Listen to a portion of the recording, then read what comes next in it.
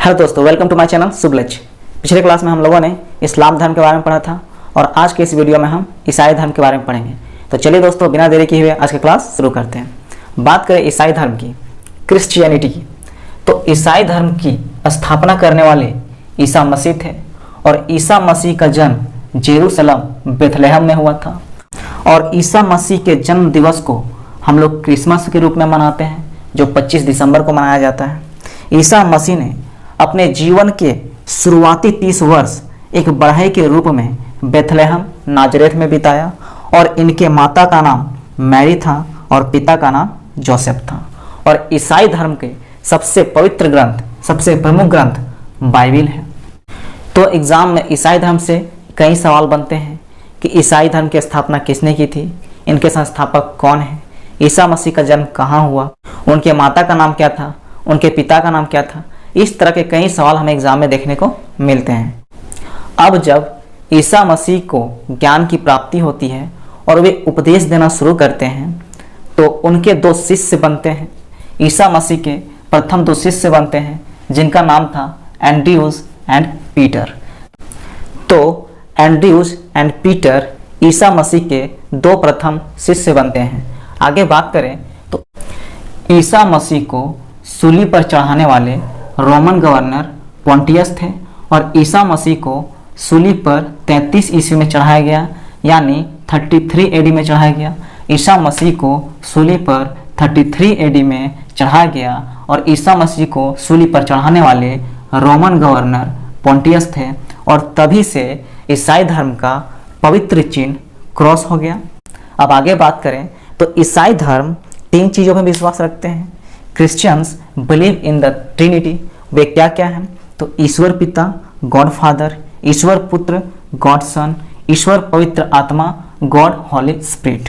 आगे बात करें तो 12वीं शताब्दी से फ्रांस में आरंभिक भवनों की तुलना में अधिक ऊंचे व हल्के चर्चों के निर्माण प्रारंभ हुए। तो बात करें 12वीं शताब्दी के शुरुआत में फ्रांस में ईसाई धर्म का जो चर्च बनाया जाता था वह चर्च बहुत ही ऊंचे बनाए जाते थे। इस तरीके का कमरा होता था और इस तरीके के बहुत ऊंचे चर्च बनाए जाते थे, हल्के चर्च होते थे और उस कला को गॉथिक कला बोला जाता था। और इसका उदाहरण हमें पेरिस में देखने को मिलता है नाइट्रेडम चर्च के रूप में। तो यहाँ से हमें यह समझ में आ गया कि 12वीं शताब्दी के शुरुआत में जो फ्रांस में चर्च बनाई जाती थी वे बहुत ऊंचे बने होते थे और हल्के बने होते थे और इस तरह के चर्च बनाने की कला को गोथिक कला कहा जाता था। और इस तरह का कला हमें फ्रांस में नाइट्रेडम चर्च में देखने को मिलता है। तो इस तरीके से हम लोगों ने ईसाई धर्म को भी कंप्लीट कर लिया। अब आगे हम फारसी धर्म की बात करते हैं।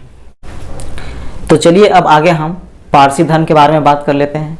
तो पारसी धर्म की बात करें तो इस धर्म के संस्थापक यानी फाउंडर जरथुष्ट थे, जो एक ईरानी थे।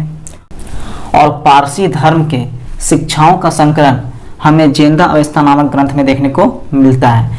कंपाइलेशन ऑफ टीचिंग्स हमें जेंदा अवस्था नामक ग्रंथ में देखने को मिलता है और यही जेंदा अवस्था नामक ग्रंथ पारसियों का धार्मिक ग्रंथ है, religious book of the Parsis. अब आगे बात करें तो पारसी धर्म की कुछ मूल शिक्षा है, कुछ बेसिक सोर्स ऑफ एजुकेशन है। वे हैं सद्विचार गुड थॉट्स, अच्छे अच्छे विचार रखना, सद्वचन गुड वर्ड्स, अच्छी बातें बोलना, सद्कार्य गुड वर्क्स, अच्छे अच्छे काम करना। तो आगे बात करें तो पारसी धर्म को मानने वाले लोग एक ईश्वर अहुर को मानते थे।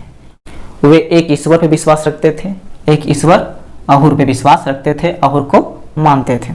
और इनके फॉलोअर को, पारसी धर्म के फॉलोअर को, पारसी धर्म के अनुयायियों को अग्नि पूजक कहा जाता था।